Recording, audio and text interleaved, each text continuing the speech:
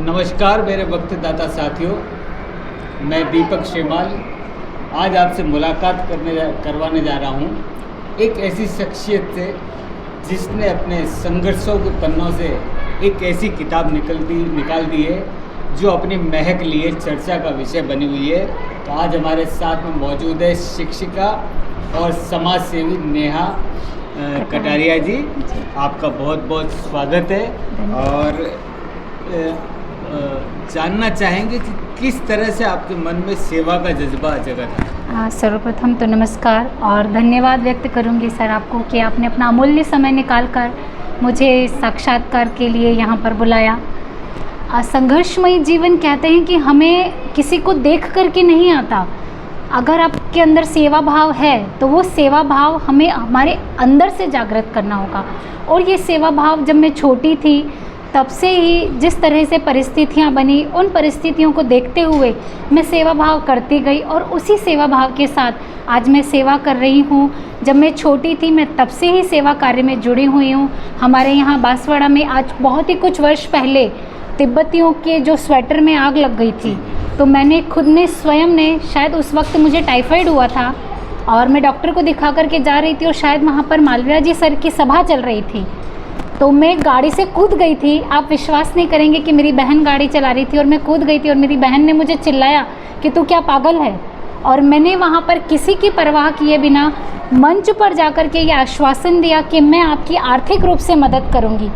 उस वक्त मैंने ये नहीं सोचा कि क्या करूँगी, कैसे करूँगी, पर टाइफाइड की बीमारी होने के बाद भी उस वक्त मैं बहुत मुझे ड्रिप भी लग रही थी और ऐसी परिस्थितियों के बाद भी मैंने अकेले ने अपने पूरे राती तलाई में घूम करके स्वयं ने उस समय पर 25,000 रुपये इकट्ठे करे और जाकर के वहाँ पर जो उनका बॉक्स बना हुआ था बिना किसी को सूचना किए वहाँ पर मैंने दान दिए। उसके बाद से ही जब मेरी नौकरी लगी और जब मेरी पहली तनख्वाह आई तो वो शायद ये किसी को भी नहीं पता, सिर्फ मेरी माताजी को पता है।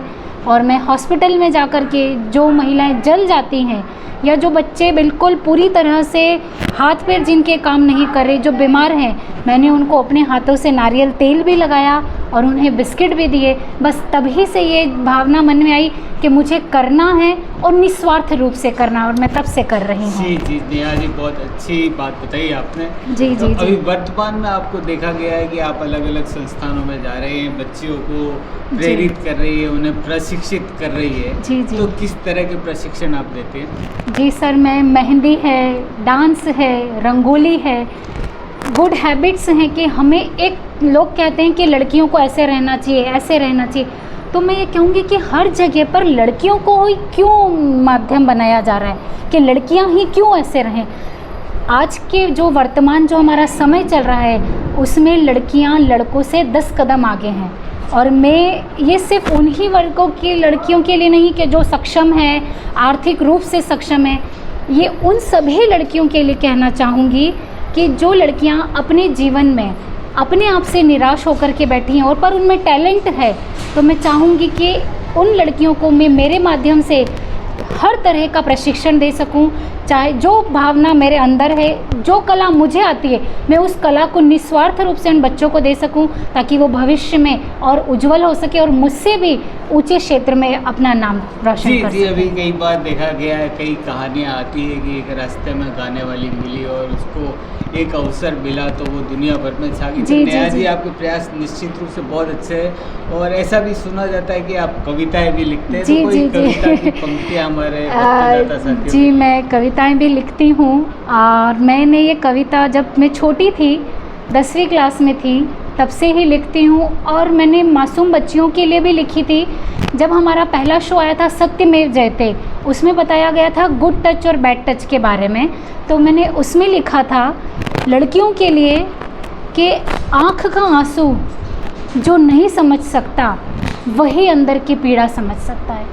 आँख का आंसू जो नहीं समझ सकता वही अंदर की पीड़ा समझ सकता है, और जो अंदर की पीड़ा ही नहीं समझेगा तो वो इंसान को क्या समझेगा, और जो अंदर ही की पीड़ा नहीं समझ सकता वो इसी तरह से मेरी पंक्तियाँ आगे और भी मैं लिखते जा रही हूँ, और भविष्य में भी मैं चाहूँगी कि मैं इसी तरह सेवा करती रहूं और लिखते रहूं। और आपका बहुत बहुत एक बार पुनः धन्यवाद करूंगी कि आपने मुझे ये अवसर दिया कि मैं आपके समक्ष यहाँ प्रस्तुत जी हूँ। जी नेहा धन्यवाद जी, आप एक कुलजमा ऐसी किताब है जिसके हर पन्ने पर संघर्ष की गाथा लिखी हुई है। जी जी जी और सर। अब हम विकसित भारत की ओर बढ़ रहे हैं, तो निश्चित रूप से कि घायल तो यहाँ हर परिंदा परिंदा है। लेकिन जो फिर से उड़ सका वही जिंदा है। वही इसकी जिंदा। मिसाल आप बने हुए हो। आपको धन्यवाद। ढेर सारी शुभकामनाएं, आपकी धन्यवाद। सेवा कार्य आगे बढ़ते जाए। धन्यवाद तो धन्यवाद भक्तिदाता साथियों। अगली मुलाकात फिर अगली शख्सियत के साथ करेंगे जिन्हें आप जानते नहीं, पहचानते नहीं, लेकिन उनके कार्य